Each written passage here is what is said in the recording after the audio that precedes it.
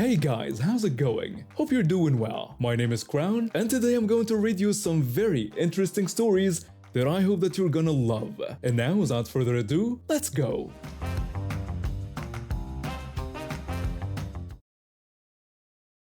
I grew up in a small village where everyone knew everyone else's business.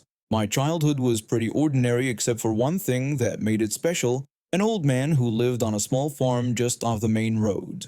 This man had been a widower for as long as I could remember. He kept chickens, a few goats, a horse, and had a garden that always seemed to be blooming with something. His place was like a sanctuary for us kids. The old man was what you'd call a living saint. I never once heard him raise his voice at anyone, not even when we accidentally knocked over his tomato plants or let his chickens loose. He always had a tin of biscuits ready for any kid who showed up at his door, and he never said no when someone in the village needed help. Whether it was fixing a fence, lending tools, or just listening to someone's problems, he was always there. When I was around 8 years old, I started spending my afternoons at his farm with a group of friends. We'd feed the animals, climb his apple trees, and drink juice from those thick glass bottles he kept in an old refrigerator on his porch. It was the kind of childhood that feels like a movie when you look back on it. One of the kids in our group came from a tougher background than the rest of us. His family had money problems, his dad drank too much, and his mom worked 3 jobs just to keep food on the table. But at the farm, none of that mattered. The old man treated him exactly the same as he treated all of us. He'd ruffle his hair, give him extra biscuits, and always made sure he felt welcome. Years passed and we all grew up. I got a decent job, moved to the next town over, but still visited the village regularly. Most of my childhood friends turned out okay, but that one kid from the rough background didn't have the same luck. He got into petty crime when he was a teenager, and it just escalated from there. Shoplifting, breaking into cars, small-time drug dealing, nothing major, but enough to get him kicked out of his parents' house multiple times. Most people in the village had written him off completely, but not the old man. Even when everyone else had given up, he'd still wave when the troubled kid walked by. He'd still offer him work around the farm when he needed money. He never turned his back on him. A few days ago, I was visiting my parents when I heard what happened. The troubled kid had shown up at the old man's door around midnight, saying he had nowhere else to go. It was one of those cold nights where the wind cuts right through you. The old man, without hesitation, let him in. He gave him clean sheets, a warm bed, and told him he could stay for however long he needed. The next morning, the old man decided to do something special. He drove to the local market to buy chocolate cereal and some other treats to make a nice breakfast. He was probably thinking about how hungry the kid must be, how long it had been since someone had made him a proper meal. When he got back from the market, arms full of grocery bags, he found the kid rummaging through a drawer in the living room. It was the drawer where the old man kept his savings. Not much, probably just a few $100s he'd put aside over the years. The old man stood there watching for a moment, probably not believing what he was seeing. The old man asked what the kid was looking for. The kid froze, then slowly turned around and claimed he was just looking for a pen. But the old man had seen him put something in his pocket and asked what he had taken. The kid denied taking anything and said the old man was imagining things. The old man's voice stayed calm, like always. He asked the kid to please put back whatever he had taken and said they could forget it happened. He mentioned he had made breakfast for him, but the kid was already heading for the door, calling the old man crazy and insisting he hadn't taken anything. Just like that, he was gone, running down the road and leaving the old man standing there with bags of groceries and a broken heart. When I heard about this, something inside me snapped. This wasn't just about money, this was about a man who had spent his whole life helping people, who had never said no to anyone, being betrayed by someone he'd tried to save. Me and another friend who had also grown up at that farm decided we weren't going to let this slide. We knew where the kid usually hung out, so we tracked him down at a bar in the next town. We walked in acting casual, like we just happened to run into him. I asked what he was up to, and he said not much, just having a drink. He asked if we wanted to join him. My friend said we were actually heading back to the village and offered him a ride. The kid looked relieved. Money was probably tight for him, and a free ride was a free ride. He said that would be great. He climbed into my car, completely relaxed, probably thinking he'd gotten away with whatever he'd stolen. We made small talk for a few minutes, talking about old times, mutual friends, anything to keep him calm. But instead of driving him to the village center like he expected, I drove straight to the police station. The kid didn't notice until I was pulling into the parking lot. He asked what we were doing there, and I told him we needed to make a stop. I walked into the station with my friend while the kid waited in the car. I explained the whole situation to the officer on duty, how the old man had helped this kid his whole life, how he'd given him a place to stay, and how he'd been repaid with theft.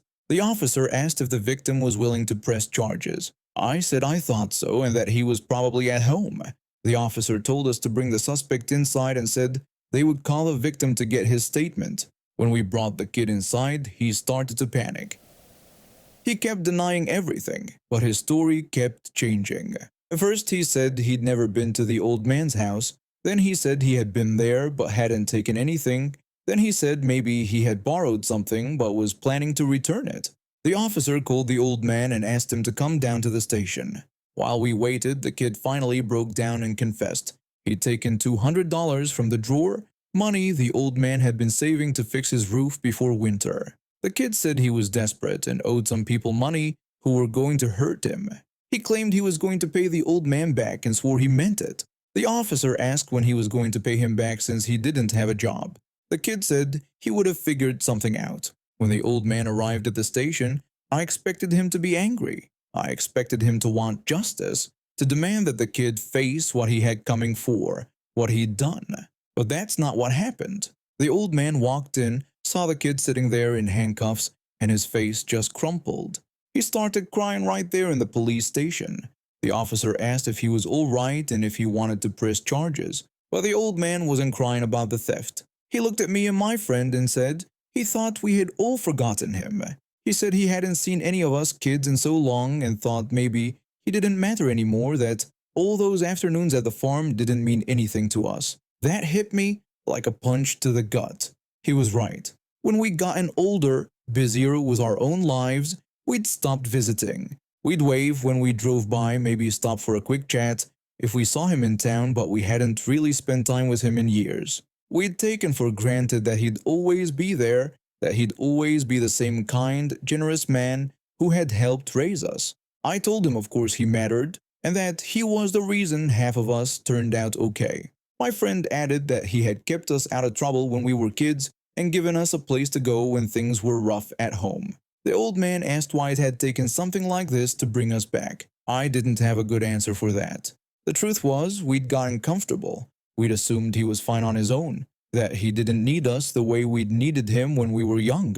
The officer cleared his throat and asked what the old man would like them to do about the theft. The old man looked at the kid, who was still sitting there with his head in his hands. He said to press charges because the kid needed to learn that actions have results, and maybe some time to think would help him figure out what he really wanted from life. The kid begged and said he was sorry, promising he would pay the money back. But the old man said the kid had been promising to change for 20 years and that he couldn't keep enabling him. The kid was arrested and charged with theft. He's currently in custody awaiting trial. The old man got his money back, and I heard that several people in the village have been helping him fix his roof. I realized I had some making up to do. I've started visiting him at least once a month, sometimes more. We sit on his porch, drink juice from those same glass bottles, and talk about everything and nothing. I work retail at a small electronics store with maybe 8 employees total, so we all have to cover for each other pretty regularly. My supervisor has this habit of calling out at the last minute. I'm talking about getting texts at 7 a.m. saying she can't make it to her 9 a.m. shift, or worse, finding out she is not coming in for her closing shift when I'm already supposed to be heading home. At first, I didn't mind helping out. I figured that's what good employees do, right? Plus, the overtime pay was nice. For about 6 months, I was basically her personal backup plan. She'd call out sick at least twice a week, sometimes more. I'd get the frantic calls from our store manager asking if I could come in early or stay late. I always said yes. I covered her morning shifts, her afternoon shifts, and those brutal closing shifts that run until 10 p.m. There were weeks where I pulled double shifts 3 times because she just wouldn't show up. The worst part was how she acted when she did come to work. She never thanked me for covering, never acknowledged that I was basically doing her job half the time. She'd just waltz in the next day acting like nothing happened, complaining about how tired she was or how stressful her life was. Meanwhile, I'm running on 4 hours of sleep because I had to close the night before and open the next morning. But I kept doing it because I thought it was the right thing to do. I thought maybe she was going through something tough, and I wanted to be a team player. The store manager seemed grateful, and my co-workers appreciated that someone was willing to step up when things got crazy. Then came the morning that changed everything. I had worked a double shift the day before because, surprise, my supervisor called out again. I got home around 11 p.m., ate some leftover pizza, and crashed. My alarm was set for 8:30 a.m. to get to work by 9 a.m. for my regular shift. Traffic was a nightmare that morning. There was some accident on the main road, and what should have been a 15-minute drive took almost 30 minutes. I rushed into the store, clocked in, and checked the time. 9:01 a.m. 1 minute late. I figured no big deal. 1 minute after covering countless shifts and working probably 100 hours of overtime in the past few months. I went to the back to grab my name tag and get started on the morning tasks. My supervisor called me into the office and told me she needed to see me. When I asked what was up, she said I was late that morning. I explained that traffic was really bad and apologized, mentioning it was just 1 minute. But she told me company policy was clear about punctuality and that she was writing me up. She had a write-up form already filled out with my name on it. I asked if she was serious about writing me up for 1 minute, especially since I'd covered for her dozens of times when she called out with no notice. She said that covering shifts was my choice, but this was about me not following company policy. I asked if we could just talk about it, reminding her that I'd been there every time she needed someone to fill in. But she said she was taking this to human resources and told me I needed to sign the write-up. She handed me the paper. I read through it, and she had written that I was consistently late and showed disregard for company policies, both complete lies. I had never been late before in my entire time working there. I told her I wasn't signing it because it wasn't accurate. She said she'd note that I refused to sign and send it to human resources anyway. She walked out of the office and apparently called our district human resources representative right then and there. 20 minutes later, I got called into a conference call with human resources where my supervisor made it sound like I was some chronic problem employee who had no respect for the job. I tried to explain my side, but the human resources person seemed to already have their mind made up. They noted the write-up in my file and gave me some speech about the importance of punctuality and company policies. I was furious, but I kept my mouth shut and finished my shift. That night, I went home and really thought about the situation. Here I was, going above and beyond for months, and the moment I made one tiny mistake, I got thrown under the bus. No consideration for all the times I'd saved her job by covering her shifts. No acknowledgement that I'd been a reliable employee for years. I decided I was done being her safety net. 2 weeks later it happened. Friday afternoon, 4:30 p.m. I was getting ready to leave at 5 p.m. when my phone buzzed with a text from my supervisor saying she couldn't make it for closing that night because something came up. She asked if I could stay. Usually I would have sighed and stayed until 10 p.m. to close the store. Not this time. I texted back that I was sorry, but I was scheduled until 5 p.m. and couldn't stay late. She texted again asking what I meant, saying I always cover closing when she can't make it. I replied that my shift ends at 5 p.m. and that's what I'm scheduled for. 5 p.m. came and I clocked out. The evening shift guy wasn't scheduled to come in and there was no one else available to close. The store had customers still shopping, phone calls coming in, and all the closing procedures that needed to be done. Our store manager was in a panic. He tried calling other employees, but everyone was either already working or unavailable. I watched him scramble to figure out what to do as I gathered my things. The store manager asked if I was sure I couldn't stay, mentioning that he knew I usually helped out when they needed coverage.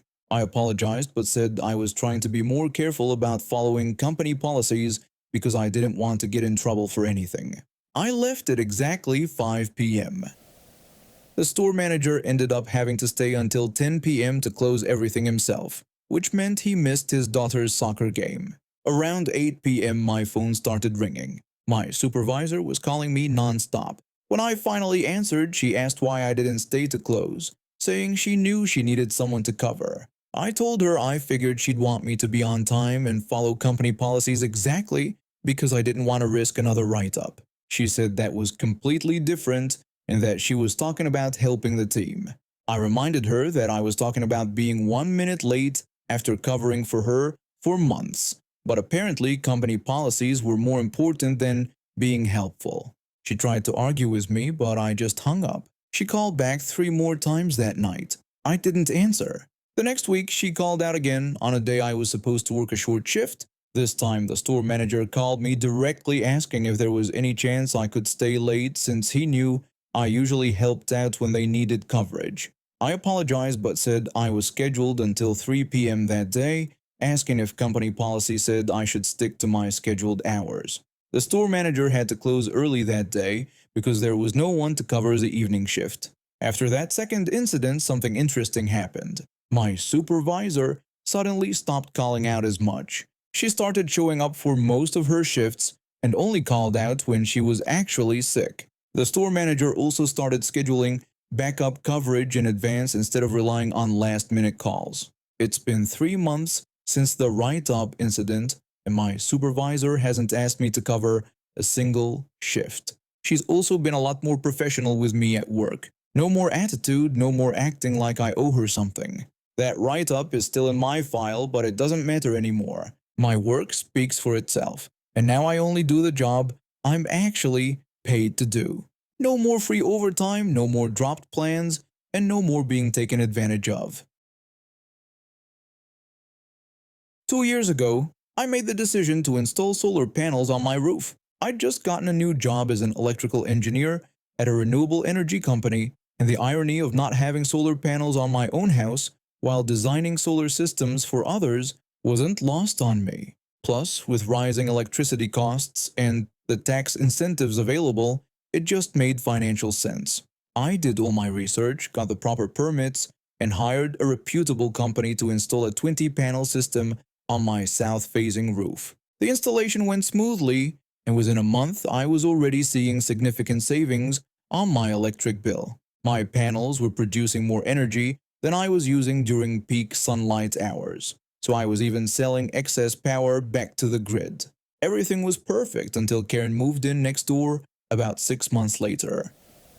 Karen was in her 50s, recently divorced, and had very strong opinions about everything in the neighborhood. She'd moved from a homeowners association-controlled community and seemed frustrated that our regular street didn't have the same level of control over people's property choices. Within the first week of moving in, she'd already complained to 3 different neighbors about their lawn height, fence color, and mailbox style. The first time she approached me about my solar panels was on a Saturday morning while I was working in my garage. She walked over and demanded to talk to me about those things on my roof. When I asked what she meant, she made it clear she was talking about my solar panels. She claimed they were reflecting light directly into her backyard and killing her flower garden. She said that I needed to take them down immediately. I was confused because solar panels are designed to absorb light, not reflect it.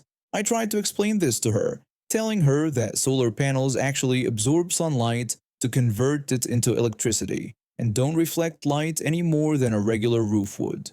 But she wasn't having any of it. She told me that was ridiculous and said she could see the light bouncing off them. She claimed her petunias had died within a week of planting them, and it was clearly because of my panels concentrating the sun's rays. I tried to be patient and explain how solar panels actually work, but she cut me off and stormed back to her house. Over the next few weeks, Karen's complaints escalated. She started claiming that my panels were not just killing her flowers, but were somehow concentrating ultraviolet radiation and making the entire neighborhood hotter. She went door to door trying to get other neighbors to complain about my panels, but most people just politely listened and changed the subject. Then she started leaving printed articles on my doorstep about the supposed dangers of solar panels. These weren't from legitimate scientific sources, but from random blogs and conspiracy theory websites. One article claimed that solar panels were causing cancer in birds. Another said that they were secretly government surveillance devices. The most ridiculous one argued that solar panels were actually collecting solar energy to beam it back into space, thus stealing sunlight from plants. The situation came to a head on a Tuesday morning in late spring. I was getting ready for work when I heard loud banging sounds coming from outside. I looked out my bedroom window and saw Karen on my roof with a hammer, systematically smashing my solar panels. I ran outside in my pajamas and work boots and shouted at her, asking what she was doing and demanding that she get off my roof right away. She yelled back that she was protecting the neighborhood from the death rays I had installed that were killing everything. She claimed her entire flower garden was dead because of the concentrated ultraviolet radiation I was beaming down on them. I told her those panels had cost $30,000 and threatened to call the police if she didn't get down immediately. She told me to go ahead and call them because they needed to know what I was doing to the neighborhood.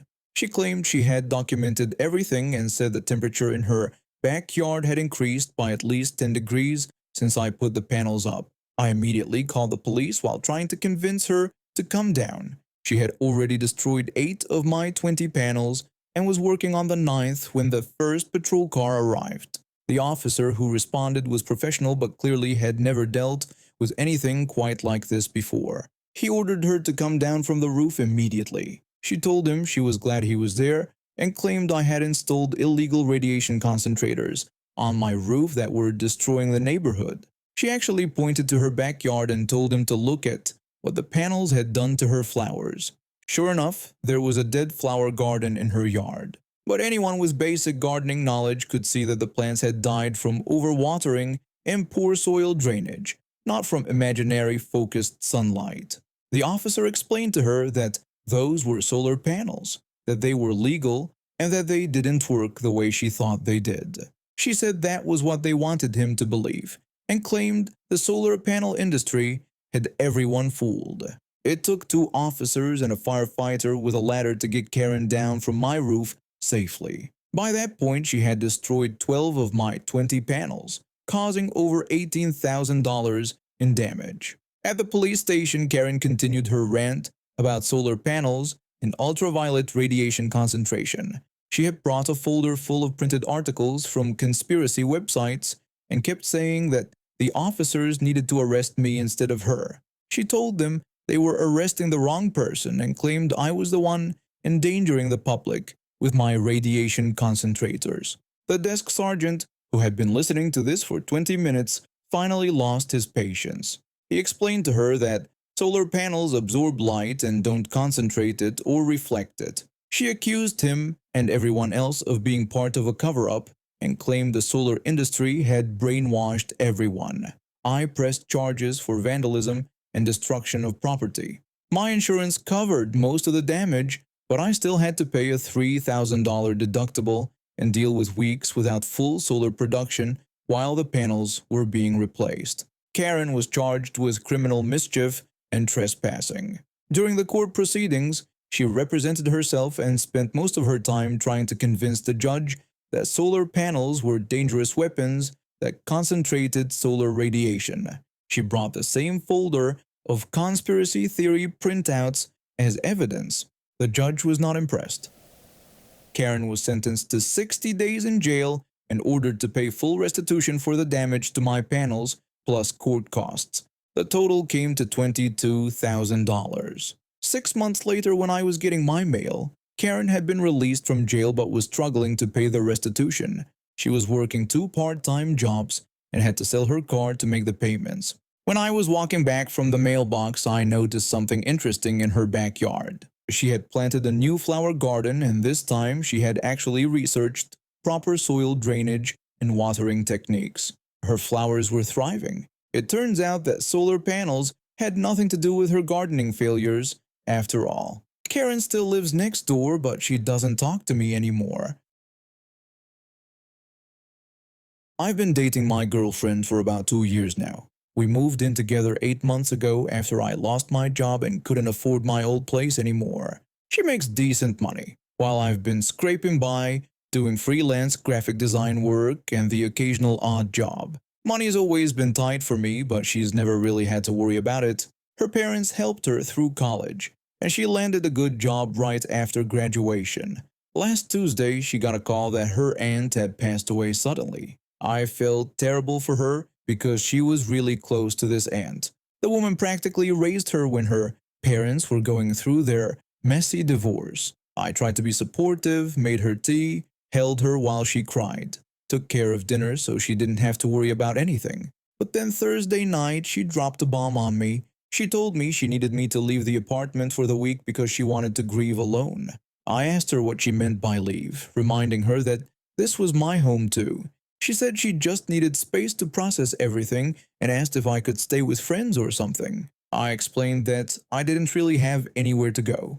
My family lives 3 states away, and most of my friends live in tiny studio apartments or have roommates. I couldn't just show up and ask to crash for a week. She suggested I get a hotel room, saying it was just for a few days. I had to break it down for her.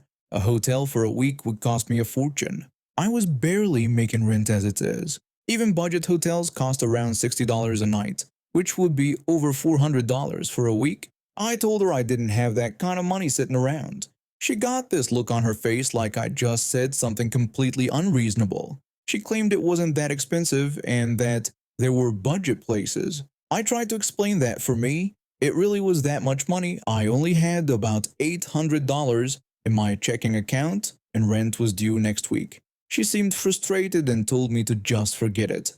But she didn't forget it. She started giving me the cold shoulder, barely speaking to me, acting like I was some kind of monster for not wanting to blow half my savings on a hotel room. Friday morning, she tried again. She said she really needed me to reconsider because she couldn't heal properly with me there. I apologized about her aunt but explained that I couldn't just leave my home because she wanted to be alone. I suggested that if money wasn't an issue for her, maybe she could help cover the hotel costs. She was shocked that I would even ask. She said her money was going toward funeral costs and taking time off work. She said she couldn't believe I was asking her to pay for my hotel. I clarified that I wasn't asking her to pay for my hotel, but to help pay for the hotel she wanted me to stay at so she could have the apartment to herself. She got angry and said it was the same thing. She called me selfish and said she just lost someone important to her while I was worried about money. I tried to explain that I wasn't being selfish, just practical. This was my home too, and I had every right to be here. She walked off to the bedroom and slammed the door. Later that day, she called some of our mutual friends to complain about me. Soon my phone was buzzing with messages from them saying I needed to give her space because she was grieving. They all said getting a hotel for a few days wasn't that big a deal, and that I was being insensitive. So I called them back. I asked if it wasn't that big a deal, could I crash at their places for a week instead. Suddenly, they all had excuses. One said his brother was visiting and he didn't have space. Another claimed they were renovating their guest room and it was a mess. The third said his roommate wouldn't be cool with that. I pointed out how ridiculous this was. They all thought I should leave my home and spend money I didn't have on a hotel, but none of them could help me out. One friend said that was different because hotels exist for this exact reason. I reminded him that hotels exist for people who can afford them. The whole situation got worse over the weekend. My girlfriend started acting like I was personally responsible for making her grief harder to deal with. She'd sigh dramatically whenever I was in the same room, make comments about how she couldn't get peace in her own home, and kept bringing up how much more understanding her ex-boyfriend was. Sunday night, she really went off. She told me she couldn't believe how selfish I was being. She said, when someone you love is hurting, you do whatever it takes to help them heal. I explained that I was trying to help her. I've been cooking, cleaning, giving her space when she needed it. But I wasn't leaving my home. She got nasty then and said this wasn't my home. She reminded me that I moved in because I couldn't afford my own place. I had to set her straight. I told her I pay half the rent every month and my name is on the lease. This was absolutely my home. She dismissed that and just said I was making everything so much harder for her. I asked how I was making anything harder. I wasn't stopping her from grieving or being loud or inconsiderate. I was just existing in the space I pay for. She said my presence was a reminder of normal life when nothing felt normal right now. I told her that wasn't my problem to solve by making myself homeless for a week. That's when she really lost it. She said fine. If I wanted to be there so badly, she'd make sure I regretted it. She spent the next 2 days blasting sad music at all hours, crying loudly on phone calls with her friends about how unsupportive I was, and generally making the apartment as uncomfortable as possible for me. Tuesday morning, I'd had enough. I told her I'd been thinking about the whole situation, and she was right about one thing. She perked up thinking I was finally going to get a hotel. Instead, I explained that she was right, that one of us should leave, but it shouldn't be me. She asked what that was supposed to mean. I told her that if she needed space to grieve, she could go stay with her parents or get her own hotel room. I wasn't leaving my home because she demanded it. She was outraged and said I couldn't kick her out because it was her apartment. I corrected her, explaining that it was our apartment and I wasn't kicking her out. I just wasn't leaving because she wanted me to. She stared at me like I'd grown a second head and said she couldn't believe I was doing this to her during the worst time of her life. I told her I wasn't doing anything to her. I was just refusing to do something unreasonable for her. She accused me of emotional abuse. That's when I'd really had enough. I told her that emotional abuse was what she'd been doing to me for the past 5 days, making me feel guilty for existing in my own home, trying to manipulate me with her grief, and making my life miserable because I wouldn't bend to her demands. That shut her up real quick. She tried calling our friends again, but this time I was ready. When they called to lecture me, I had a simple response. I asked them if they thought she needed space so badly, why didn't they offer to let her stay with them? Or better yet, chip in for her hotel room since they all thought it was no big deal. Funny how quickly they all had excuses for why that wouldn't work. Wednesday morning, my girlfriend finally cracked. She said her sister had agreed to let her stay for a few days. I told her that sounded like a good solution. She warned me not to think this was over and said when she got back, we were having a serious conversation about my priorities. I agreed completely. I told her we were absolutely going to have a serious conversation about respect, boundaries, and what it means to be in a partnership. She packed a bag and left that afternoon. I spent the rest of the week in blissful peace, finally able to relax in my own home without walking on eggshells. When she came back, she seemed to expect things to go back to normal. But I had spent that week thinking, and I realized something important. This wasn't really about grief at all. This was about control and entitlement.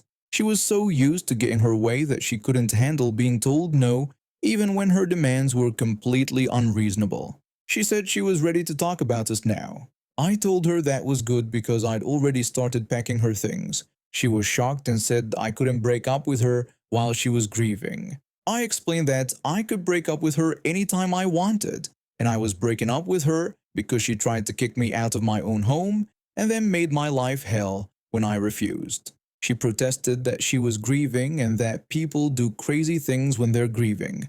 I told her that grieving doesn't give you a free pass to treat people badly, and the fact that she couldn't see that told me everything I needed to know about who she really was. She tried to argue, tried to guilt me, even tried to get our friends involved again, but I was done. I helped her pack the rest of her stuff, and she moved out that weekend. 2 weeks later, I found out from one of our mutual friends that she had tried to pull the same stunt with her new boyfriend. She demanded he leave his place so she could have space to process our breakup. He told her to get her own hotel room if she needed space. Turns out some people never learn. The job seemed straightforward enough when I applied. It was a car rental yard with a car wash right next to it. Same owner, but technically two separate businesses on paper. The rental cars got cleaned at the car wash, but regular customers could use it too. I figured it would be a decent first job in customer service. What I didn't expect was how much weird stuff happened there. We had police showing up regularly, asking for security footage. There was drug deals, vandalism, theft, and once this guy came in with what turned out to be a murder victim in a barrel in his trunk. He was using our car wash to clean up the blood that had leaked out. That was probably the worst thing I saw in my 5 years there, but there was always something going on. Because of all the police visits, I got really familiar with the security system. I learned all the passwords and how to pull footage from different cameras. Management seemed to appreciate that I could handle that stuff without bothering them. But here's where things got complicated. On weekends, the rental yard closed at 2 p.m., but the car wash had to stay open until 5 p.m. Some of the car wash services needed someone there to do the hand washing and detailing work. All of us were technically employees of the rental yard, but I was the only one who got stuck manning the car wash alone during those weekend hours. At first, I thought it was just bad luck, or maybe they were rotating people, and I hadn't been there long enough to see the pattern. But after a few months, it became clear that I was permanently assigned to be the weekend car wash guy while everyone else got to leave early. I started to wonder why I was always the one stuck there. The answer came during my 3rd year when I finally worked up the courage to ask my manager why I never got invited to the Christmas parties. I had noticed people talking about them, but I always assumed maybe I was mishearing or they were talking about personal parties. My manager looked uncomfortable when I brought it up. He told me that, yes, they did have Christmas parties every year. When I asked when the next one was, he said I wasn't invited. I asked him why not, and he explained that I made people uncomfortable. He actually called me an autistic robot and said people didn't know how to talk to me. I just stood there for a moment, trying to process what he just said to me. I asked if they were excluding me from work events because of my personality, and he said it wasn't personal, but that it was just easier for everyone if I wasn't there. That conversation explained everything. Why I was stuck at the car wash alone, why I never got promoted despite being there longer than most people, why I always felt like an outsider at work. They had literally segregated me because they found my personality uncomfortable. Before I started working there, they used to rotate who worked the weekend car wash shifts so it was fair for everyone. But once I was hired, they quickly made it my permanent assignment so they wouldn't have to deal with me in the rental office. After that conversation, something changed in me. I realized that if they weren't going to treat me with basic respect, then I didn't owe them anything either. The weekend shifts became my opportunity for payback. They would all leave at 2 p.m., leaving me alone until 5 p.m. So I decided I wasn't going to do any actual work during those 3 hours. The problem was that I couldn't just leave because I had to set the alarm system and they could check when it was set. So I had to stay until 5 p.m. no matter what. My first plan was to just sit in the office and watch movies on my phone or something, but customers kept interrupting me, wanting their cars washed. That's when I came up with a better idea. If I made the place look closed, customers would just leave and find somewhere else to go. So every weekend when my co-workers left, I would pack up all the equipment, turn off the lights, and lock myself in the office. Then I'd order Indian food from the restaurant down the street and spend the next 3 hours eating curry and watching Netflix. It was perfect. The place looked closed from the outside so customers would see the dark windows and assume we were shut. I got to relax and eat good food while getting paid. It felt like the least they owed me after treating me like garbage for years.